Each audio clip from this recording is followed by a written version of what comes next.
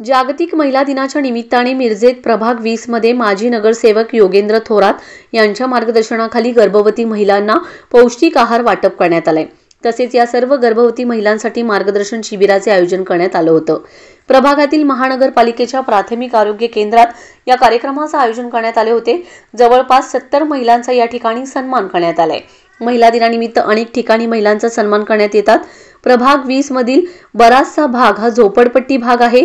तसेच अनेक महिला अशिक्षित असल्यामुळे माजी नगरसेवक योगेंद्र थोरात यांनी गर्भवती महिलांच्या आहाराबाबत काळजी घेत त्यांना पौष्टिक आहाराचे वाटप केले। यावेळी महापालिका प्राथमिक आरोग्य केंद्रातील महिलांचा सुद्धा सन्मान करण्यात आलाय।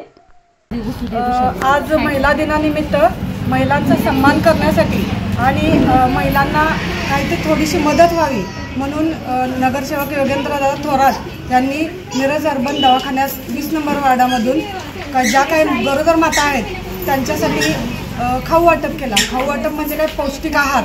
आणि ज्या कोण नाही गरोदर नाही आहेत की नॉर्मल महिला आहेत आमच्यासारख्या, त्यांच्यासाठी सुद्धा त्यांनी एक पोषण आहार म्हणून वाटप केला। ते जवळजवळ 60 ते 70 महिलांची उपस्थिती होती।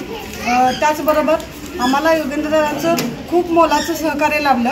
आज महिला दिनाचं औचित्य साधून जो काही आमचा सन्मान केला त्याबद्दल आम्ही दादांचे खूप आभार मानतो। आज जो कार्यक्रम झाला त्या कार्यक्रमाअंतर्गत महिलांना गरोदर मातांना मार्गदर्शन म्हणून आहार तज्ञ यांना बोलवलं होतं आणि त्यांच्यातर्फे मोलाचं मार्गदर्शन मिळालं आम्हाला। त्याबद्दल मी आभार मानतो।